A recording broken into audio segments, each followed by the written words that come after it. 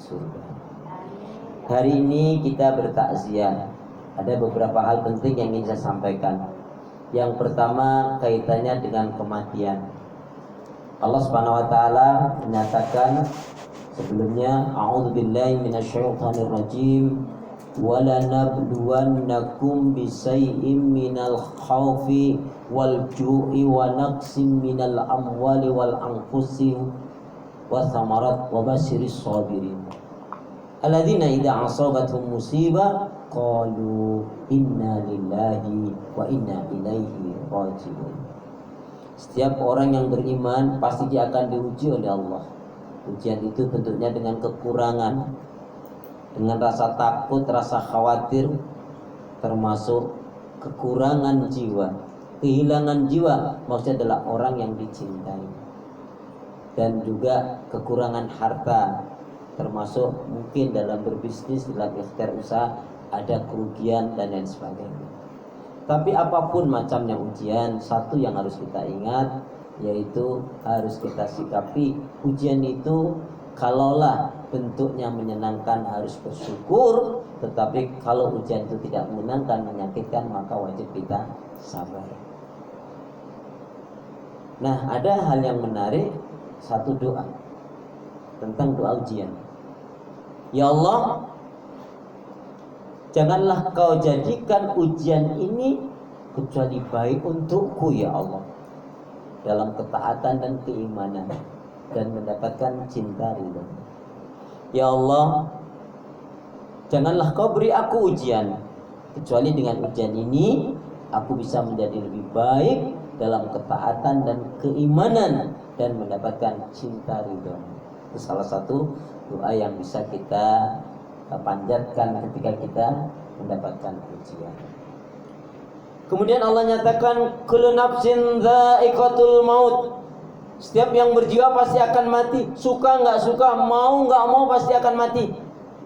Siap nggak siap pasti akan mati. Orang kaya, orang miskin, pejabat, rakyat, murid. Udah sampai situ aja. Saya nggak usah ya Pak ya. Mati juga. Saya Pak.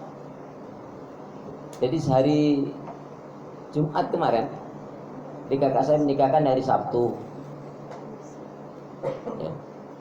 Itu mau kakak ipar dari Semarang tuh sehat, cuma dia nggak bisa barengan dengan istri dan anaknya, kan istri dan anaknya juga ada keperluan yang nggak bisa, jadi mewakil aja berangkat sendiri. Sehat, nggak ada sakit, naik kereta Kamis sore sampai di Sunter. Sehat malam Jumat pagi karena rumahnya dekat dengan masjid, dia emang rajin ke masjid, sholat masjid. Hari Jumatnya masih ke masjid sholat, pulang dari masjid makan bersama keluarga, terus ya nyantai di teras itu sekitar 35 menit atau 40 menit lah kurang lebihnya. Pak rumah sakit sudah meninggal. Padahal hari Sabtu mestinya beliau yang menjadi saksi karena kakak yang terbunuh. Di poin ini ingin saya katakan begini Bapak Ibu jamaah sekalian, jangan pernah tertipu dengan yang namanya umur. Karena kematian itu tidak memandang harus tua dulu. Bahkan di zaman kita sekarang ini lebih banyak anak muda yang meninggal lebih dulu. Juga jangan tertipu dengan yang namanya kesehatan, karena orang mati nggak harus sakit dulu. Maka ketika Allah Subhanahu wa taala menyatakan setiap yang berjiwa pasti akan mati, kata-kata pasti ini menarik sekali, kata Imam Ghazali apa? Kata-kata pasti itu artinya dekat. Allah sudah vonis kita pasti mati, hanya nunggu waktunya saja eksekusi ini. Maka kata Imam Ghazali, kata-kata pasti itu dekat, maka alangkah bodohnya seseorang yang sudah jelas-jelas dipastikan akan mati, tapi tidak mempersiapkan diri dengan bekal yang terbaik. Dan bekal yang terbaik malam ini kan saya sampaikan ada 5. Ada yang bisa menjawab? Yang bisa menjawab dengan benar nih hadiahnya umroh bayar sendiri loh ya. Gimana Bu Adi dan Mbak Nadia yang bayarin nanti ya. Jadi kalau nggak ada yang bisa jawab berarti saya yang diberangkatin nanti. Amin. Jadi nanti saya akan sampaikan 5 bekal terbaik. Tapi ingat dulu, jangan pernah tertipu juga dengan amal kebaikan ibadah kita. Satu hadis yang sangat mengerikan. Sahabat-sahabat Nabi pun ketika sudah jelas dijamin masih, tapi masih ketakutan dan gemetar ketika Rasul sampaikan. Apa itu? Ada orang diberi oleh Allah umur yang panjang, taat. Saking banyak kebaikan ibadah dan amal soleh yang dia lakukan, orang mengatakan ini pasti surga, ini orang ini. Nggak tampak sedikit pun keburukan. Tapi apa yang terjadi? Sejengkal sehasta sebelum kematiannya, dia nggak menyadari ketika syaitan menyesatkan, ketika syaitan merusak hatinya, iman, ibadah, akhlak dan ilmu. Dan sejengkal sehasta itulah kemudian dia mati dalam keadaan su'ul khatimah, dia melakukan amalan ahli neraka. Na'udzubillah min dzalik. Kenapa? Ini rahasianya. Pastikan amal yang kita lakukan betul-betul ikhlas sesuai dengan tuntunan Rasul. Orang sesat ternyata salah satu sebabnya karena nggak bersyukur dan tidak istiqomah di atas kebaikan dan kebenaran. Sebaliknya, ada orang yang melakukan amalan-amalan yang sangat buruk, jahat sekali orang ini. Saking jahatnya nggak ada tampak kebaikan, orang mengatakan ini neraka, ini orang ini pasti neraka, karena buruk sekali. Tapi apa yang terjadi? Sejengkal sehasta sebelum kematiannya, dia diberi petunjuk hidayah oleh Allah. Kemudian dia lakukan 3 hal. Dia taubatan nasuha, sebenar-benarnya taubat. Dia berhijrah dengan sebenar-benarnya hijrah, dan dia beribadah dengan sebenarnya ibadah. Dan sejengkal sehasta sebelum kematian itulah dia melakukan amalan ahli surga, dan akhirnya dia husnul khatimah. Bapak Ibu jamaah sekalian, maka ketika Rasulullah menyampaikan ini betul-betul menjadikan nasihat. Saking ngerinya para sahabat. Lebih-lebih di zaman fitnah kita ini, maka jangan pernah meninggalkan doa, zikir, istighfar, sholawat Nabi, dan mendoakan orang lain. Artinya perbanyak doa, zikir, istighfar, sholawat Nabi, dan mendoakan orang lain. Yang kedua, jangan pernah jauh-jauh dari majelis ilmu. Karena majelis ilmu itu akan menghidupkan hati kita, mengingatkan ketika kita lupa, menjadikan kita yakin ketika kita ragu, dan menjadi pedoman pegangan kita dengan Al-Quran. Kemudian jangan pernah kita jauh dari orang-orang yang baik, orang-orang yang solihah. Jangan pernah bermusuhan menyakiti saudara kita terutama. Tapi kalau saudara kita, teman itu diajak apa yang nggak mau, sudah lepaslah. Kenapa? Rasulullah ketika malam hari dia mengatakan kan, didatangi oleh malaikat Jibril. Ya Muhammad isma syi'ta, Muhammad hiduplah sesuka kamu, tapi kamu akan mati. Cintailah siapa yang kamu cintai, tapi kamu pasti akan dipisahkan oleh Allah dengan kematian, kamu dulu atau orang yang mencintaimu. Yang ketiga, perbuatlah semaumu, tapi ingat perbuatanmu akan dimintai pertanggungjawab oleh Allah Subhanahu wa ta'ala. Kembali kepada ayat tadi, setiap yang berjiwa pasti akan mati. Maka setiap orang beriman dimanapun berada, Bapak Ibu ingat 3 ayat tentang kematian paling tidak. 1, kullu nafsin dha'iqatul maut, setiap yang berjiwa pasti akan mati. Yang kedua, ayatnya sering kita baca, Pak, wala tamutuna illa wa antum muslimun, jangan kalian mati kecuali dalam keadaan Islam, dalam keadaan iman. Gimana mau mati dalam keadaan Islam dan iman kalau kita nggak semangat belajar Islam, kalau kita nggak mengamalkan Islam, kalau kita malah melanggar hukum aturan syariat Allah. Kalau orang Batak bilang apa? Holong mido arsakku. Ada yang dari Batak ini, Pak? Amanlah kalau gitu. Holong mido arsakku. Bertepuk sebelah tangan. Pingin dicintai oleh Allah tapi tidak mencintai Allah. Pingin masuk surga tapi nggak mau ibadah. Pingin ditolong oleh Allah tapi jauh dari Allah. Nggak bisa. Ya. Kemudian wa'bud rabbaka hatta ya'tiyakal yakin. Surat Al-Hijr. Tadi surat Al-Imran 102. Kemudian surat Al-Hijr surat yang ke-15 ayat terakhir 99, wa'bud rabbaka hatta ya'tiyakal yakin. Beribadahlah kalian kepada Allah sampai datangnya ajal kematian. Jadi bicara kematian berarti bicara tentang kekuasaan Allah, kesempurnaan Allah, kehebatan Allah, kebaikan Allah, kemuliaan Allah, dan sekaligus bicara tentang kelemahan, keterbatasan kita.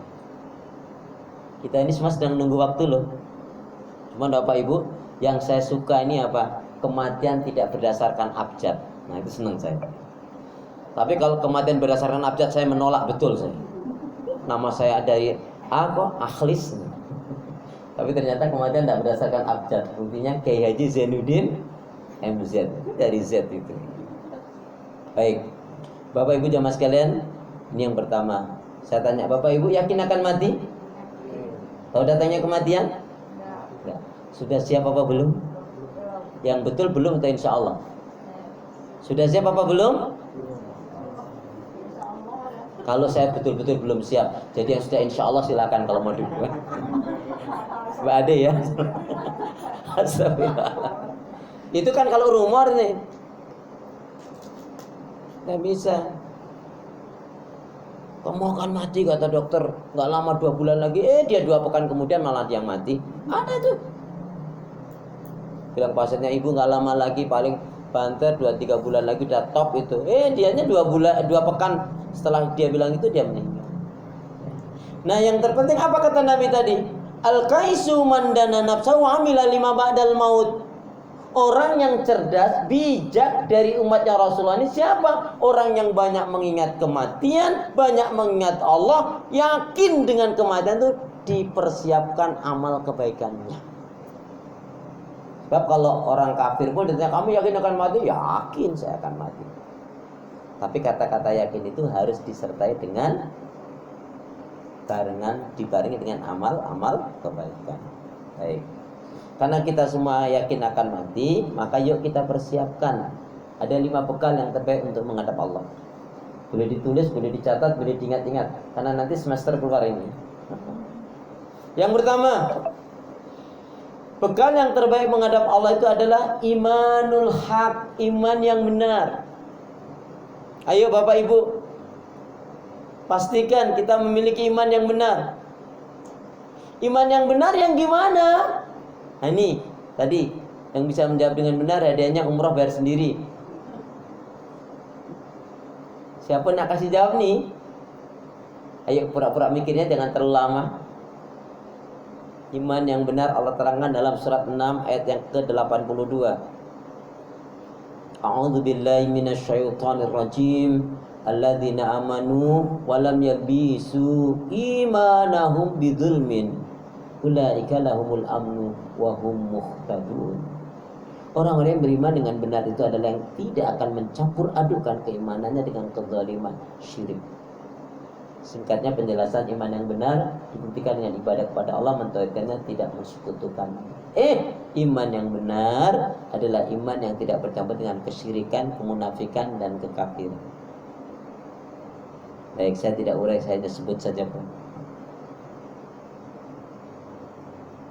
Yang kedua, ilmu yang benar. Gimana kita mau paham Islam kalau kita jarang bermajelis ilmu, kita tidak punya guru, kita sibuk dengan urusan dunia. Padahal ingat, walal akhiratu khairul laka minal ula. Adalah kehidupan akhirat, surga itu lebih baik daripada kehidupan dunia. Ingat Bapak Ibu, dunia ini hanya sebentar. Dunia ini hanya sebentar. Akhirat lagi. Ingat dunia ini hanya sebentar. Akhirat sebentar lagi. Loh, iya karena kita akan tuju akhirat, berarti dunia ini kan panas saja. Orang mati yang menyertai 3, hartanya, keluarganya, dan amal ibadahnya. Harta dan keluarga kembali. Hanya amal ibadah kita. Suami nggak bisa menyelamatkan istrinya, istri nggak bisa menyelamatkan suaminya, anak nggak bisa menyelamatkan orang tuanya, orang tua nggak bisa menyelamatkan anaknya, kakak beradik nggak bisa. Tetapi menjadi bisa karena ikatan iman dan landasan ilmu yang benar. Mohon maaf di poin ini untuk ibu siapa? Bu Doni. Dan Bang siapa? Putranya? Rizal. Ya. Karena sebagai ahli waris, sebagai bukti sayang sama suami, bakti sama orang tua, satu, kebaikan-kebaikan orang tua lanjutkan, teruskan. Kalau punya nazar, tunaikan. Ada rezeki, lakukan yang terbaik. Yang terkecil, infak sedekah atas namanya. Masukin kota infak, bismillah ya Allah, ini infak sedekah atas nama saya dan kedua orang tua saya. Kalau ibu, atas nama saya, keluarga saya dan suami saya. Yang terbaik lagi, menyambung silaturahimnya. Kemudian, nah ini penting sekali, yaitu apa? Wakaf atas namanya. Kenapa? Bagi ahli waris yang harus dia ingat, bukan menerima warisannya saja, tetapi juga harus menyelesaikan, misalkan jika ada utang piutang. Nggak boleh diperlambat. Mohon maaf ya, ini ekstrimnya. Insya Allah Pak Sahabudin enggak. Tapi ini gambaran. Seorang suami meninggal atau seorang ayah meninggal. Dia punya aset ini, punya aset itu misalnya. Tapi dia punya hutang juga. Maka yang terbaik apa? Dijual untuk menutup hutang-hutangnya, baru menjadi waris. Kalau nggak dilakukan itu nggak akan berkah hidup si ahli waris ini. Yang ditinggal meninggal nih, dia menikmati, tunggu saja kehancurannya. Karena itu kewajiban yang harus dilakukan. Jika ada kesalahan kepada manusia, mintakan maaf. Maafin ya suami saya, maafin ayah saya. Jika dalam pergaulan ada kekilapan, kesalahan, atau pernah menzolimi bahasanya. Tapi kalau utang piutang harus diselesaikan. Jangankan orang biasa, orang yang mati syahid pun nggak bisa masuk surga, bahkan terhalang kalau dia punya utang. Maka di poin ini saya mengingatkan, jika ada, tapi insya Allah enggak ya. Ya, jadi sebetulnya memang bicara kematian kaitannya dengan warisan juga. Ya, warisan itu bukan yang ditinggal saja, tetapi juga utang piutang yang ada, jika ada segera diselesaikan. Itu nasihat dari saya, dan para ulama pun demikian menekankan. Karena nanti keberkahan hidup, ketenangan hidup ibu dan Bang Rizal, nah, itu adalah kaitannya dengan zakat ini. Kemudian ya ada rezeki nanti waktu kurban atas nama beliau, ya umroh juga bisa badal dan lain sebagainya. Tapi intinya di poin yang kedua adalah ilmu yang benar itu demikian, karena ini kaitannya dengan kematian. Jadi kalau ada salah-salah mintakan maaf, ada utang-utang segera diselesaikan. Adapun pembagian warisnya ini sudah jelas ya. Pembagian warisnya hanya ibu dengan Bang Rizal, karena ada anak laki-laki, semuanya tertutup. Ini satu ilmu juga Bapak Ibu. Kalau anaknya perempuan itu permasalahan di warisan. Kenapa? Karena kakak adik si mayat dapat, ke atas, ke bawah, ke samping bisa dapat semua. Tapi karena ini ada satu anak laki, maka menutup semua. Nggak ada yang lainnya, nggak ada. Hanya pembagiannya kepada Bang Rizal dan ibu saja. Maka sekali lagi, jika ada utang-utang maka segera tunaikan. Memang dihitung nggak apa-apa, harus ngitung. Kalau nggak bisa ngitungnya, tanya yang bisa menghitung. Ini penting sekali. Dan saya berdosa kalau tidak sampaikan ini. Memang nggak enak sih, ya, kok ngomong takziah, kok ngomong tentang utang, ngomong tentang. Tapi memang begitu ketentuannya kok. Ya, mudah-mudahan ini menjadi ilmu. Jadi bekal yang terbaik yang kedua adalah ilmu yang benar. Ilmu yang benar adalah diantaranya ya kita serius mempelajari Al-Quran. Bapak Ibu termasuk yang sering pegang Quran, baca Quran, lihat Quran, atau mindahin Quran? Halo? Assalamualaikum. Ikutin saya. Bismillahirrahmanirrahim. La sa'ada fi hayatina illa bil Quran. Tiada kebahagiaan dalam kehidupan kita kecuali dengan Al-Quran. Siapa yang dia bicaranya sesuai dengan Al-Quran, pasti ucapannya mengandung nasihat, mengandung ilmu, mengandung hikmah, mengandung manfaat. Siapa rumah tangganya yang dituntun dengan Al-Quran, pasti sakinah, mawaddah, warahmah, baiti jannati, rumahku surgaku. Siapa yang hidupnya ikutin Al-Quran, pasti diberi kebaikan, keberkahan, ketenangan, dan kecukupan oleh Allah. Dijauhkan dari keburukan dan ditolong oleh Allah, dibahagiakan, diselamatkan dunia dan akhirat. Amin. Tapi siapa yang dia jauh dari Al-Quran, apa kata Allah? Wa may ya'shu an dzikri rahman nuqayyid lahu syaitanan fahuwa lahu qarin. Barang siapa yang dia berpaling dari pengajaran Allah Al-Quran, dia meninggalkan Al-Quran, maka Allah akan datangkan syaitan, yang syaitan itu akan mengombang-ambingkan dalam kesesatan. Bekal yang terbaik adalah ilmu yang benar. Jadi jangan sampai kita memburu dunia pontang-panting, tapi sampai ilmu tentang agama kita jauh. Kata Ibnu Abbas, duduk sesaat di majelis ilmu, mengkaji, mempelajari, memahami ayat-ayat Allah Subhanahu wa taala, itu kedudukannya lebih baik ketimbang sholat 1000 rakaat tanpa ilmu. Tidak ada keterangan tambahan boleh sambil ngantuk-ngantuk, gitu enggak ada. Astagfirullah.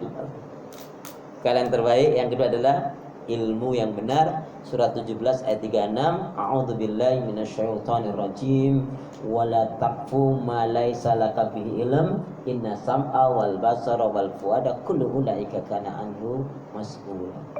Janganlah kalian melakukan amalan ibadah yang tidak kalian ketahui ilmunya, karena sesungguhnya pendengaran, penglihatan, dan hati akan diminta pertanggungjawab oleh Allah Subhanahu wa taala. Terutama ilmu yang wajib kita pahami adalah salat yang benar. Dan ternyata sholat itu yang hendaknya betul-betul kita perhatikan, terutama sholat zuhur. Sholat yang hendaknya betul-betul kita perhatikan, terutama sholat zuhur. Sekali lagi, sholat yang hendaknya betul-betul kita perhatikan, terutama sholat zuhur, asar, maghrib, isya, dan subuh. Iyalah, betul Pak Sukri. Ya Pak. Jadi sholat yang hendaknya betul-betul perhatikan, terutama sholat zuhur, asar, maghrib, isya, dan subuh. Kan gitu Islam, isya, subuh, luhur, asar, maghrib. Oh, ada yang ngakunya muslimah dengar adzan kaget juga ada. Allahu Akbar, Allahu Akbar, ya Allah udah adzan. Udah tahu 5-10 menit lagi mau adzan. Yang ibu-ibu malah menggosok, mencuci, mepes, goreng, nyetriki, sholatmu mesti berantakan. Kaum laki-laki 5-10 menit lagi adzan maghrib, nyuci motor, nyuci mobil, Allahu Akbar, Allahu Akbar. Mas Pak, Bang, adzan itu maghrib. Nanggung? Ya nanggung lah. Ya. Padahal kalau waktu Ramadan, Masya Allah, adzan maghrib ditunggu betul itu. Adzan favorit banget itu. Astagfirullah. Ya, ilmu yang benar. Jadi wala taqfu ma laisa laka bi ilm, inna sam'a wal basara wal fuada kullu ulaika kana anhu mas'ula. Itu mengartikannya begini. Jangan kamu mengatakan sesuatu, jangan kamu melakukan sesuatu, jangan kamu mengikuti sesuatu yang kamu nggak ngerti ilmunya. Artinya tidak sesuai dengan Quran dan Sunnah, tinggalkan. Ini mengingatkan juga, cari nafkah rezeki pastikan halal berkah. Ya. Sekaligus bapak ibu yang punya anaknya kerja silakan. Yang penting halal berkah. Soal 1 bulan dia punya gaji, punya honor 8 juta, halal itu lebih baik timbang kerja di satu tempat udah 2 juta haram lagi. Ya. Dan satu firman Allah, yarfa'illahu alladzina amanu minkum walladzina utul ilma darajat. Maka niscaya Allah Subhanahu wa taala akan mengangkat orang yang beriman dan berilmu di antara kalian dengan beberapa derajat. Mohon maaf khususnya Bu Doni dan Bang Rizal,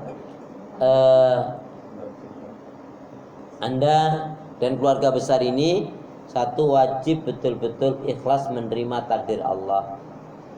Karena Allah nggak pernah salah dengan keputusannya. Tapi kita harus yakin dan bersangka baik pada Allah, harus cerdas mensikapi inilah yang terbaik menurut Allah untuk Allah yarham Pak Sahbudin. Ya. Keikhlasan itu tadi dibarengi dengan kebaikan yang kita lakukan yang masih hidup. Ya. Insyaallah saya bersangka baik Pak Sahabudin ini adalah suami yang baik, ayah yang baik, ya, kakak adik yang baik, keluarga yang baik, saudara baik, tetangga yang baik. Maka kebaikan-kebaikan itu ditiru dan diteruskan, dilanjutkan. Yang ketiga, bekal yang terbaik adalah amalun sholih. Amalun sholih, kita tuh tidak tahu Bapak Ibu kita masuk surganya melalui pintu mana. Apakah pintu tahajud, apakah pintu duha, apakah pintu sedekah, apakah pintu sholawat, apakah pintu dakwah. Pokoknya semua kebaikan lakukan. Contohnya, kalau Bapak Ibu ditanya satu hari satu malam mampu berzikir berapa ribu kali? Halo? Assalamualaikum. Satu hari satu malam mampu berzikir berapa ribu kali? Halo? Enggak dihitung. Maksudnya enggak dihitung tuh saking buahnya itu saking sedikitnya. Gimana hati kita mau lembut? Ingat, perbanyak doa, zikir, istighfar, salawat Nabi dan mendoakan orang lain. Insyaallah kehidupan kita akan jauh lebih berkah oleh Allah. Ya. Jadi amal solih. Kalau amal salah tinggalkan. Makanya Bapak Ibu kan ayatnya hafal itu. A'udzu billahi minasyaitonir rajim wal 'asr. Innal insana lafi khusr illal ladzina amanu wa 'amilus shalihat wa tawassaw bil haqq wa tawassaw bis sabr. Termasuk kaitannya dengan amal soleh, sikap kita apa? Jangan pernah kita cintai orang yang tidak mencintai Allah. Capek, datangin penyakit, buang energi, mempercepat mati juga. Ya. Jadi amal soleh, salat malam, salat tahajud. Mohon maaf Bapak Ibu jamaah sekalian, termasuk yang rajin bangun malam atau rajin salat malam? Halo? Assalamualaikum. Bapak Ibu jamaah sekalian, termasuk yang rajin bangun malam atau rajin salat malam?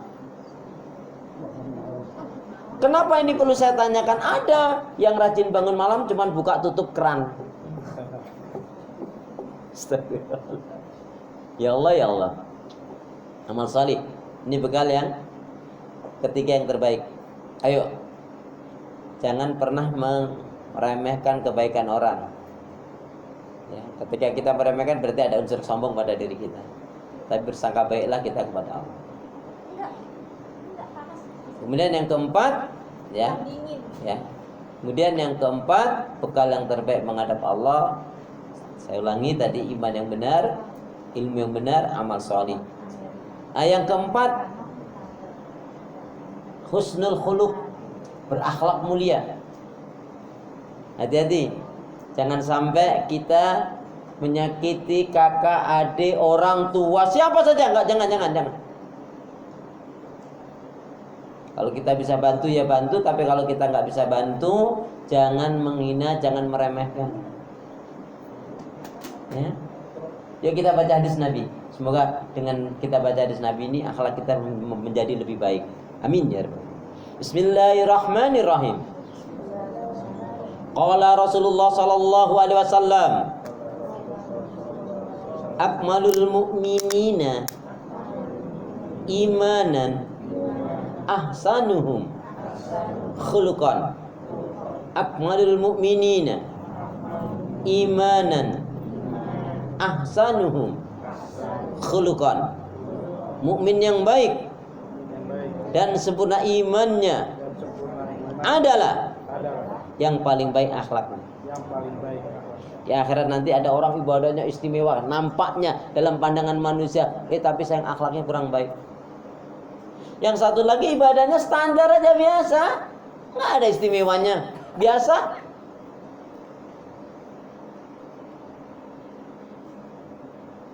Tetapi akhlaknya sangat mulia. Dia sebagai anak bakti sama orang tua. Dia sayang baik sama keluarga saudaranya. Dia suka memberi, membantu, menolong orang yang baik. Orang yang berjalan di atas jalannya Allah. Tolong siapa saudara kita yang fakir, yang miskin, yang gak mampu. Atau saudara lebih-lebih saudara kita. Ya. Kemudian yang kelima, 1 sampai 4 tadi kan dari saya. Coba yang kelima gantian dong dari jamaah, masa aku terus? Satu, iman yang benar. Iman yang benar, beribadah kepada Allah, mentauhidkannya, tidak syirik, tidak mensekutukannya. Kemudian yang kedua, ilmu yang benar. 3, amal salih. 4, husnul khuluq, berakhlak mulia. Dan yang kelima, dari jamaah gantian, masa aku terus? Pak Sukri, kalau di tempat lain saya tanya, yang kelima gantian dong, masa saya terus? Jawabnya gini Pak Sukri, ya Ustadz, kami kalau udah ngerti nggak ngundang Ustadz. Ya Allah, ya Allah. Gimana Bu Adi? Oh, Insya Allah. Jadi apa yang kelima? Yang kelima apa? PR ya? PR ya? Waduh, saya tanya, kalau ada jamaah murid dikasih PR sama ustadznya, nggak suka, malah nolak, itu termasuk murid yang apa itu?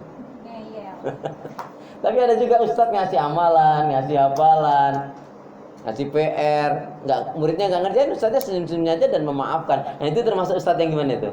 Baik. Alhamdulillah. Itu namanya menyanjung diri sendiri, astagfirullah. Jadi yang kelima apa? Mohon maaf Pak Sukri, saya nggak banyak tausiah, saya cukup kesini, nanti kita buka tanya jawab, jadi biar mungkin ada yang perlu ditanyakannya, jadi biar sempurna, biar lengkap lah kalau ya.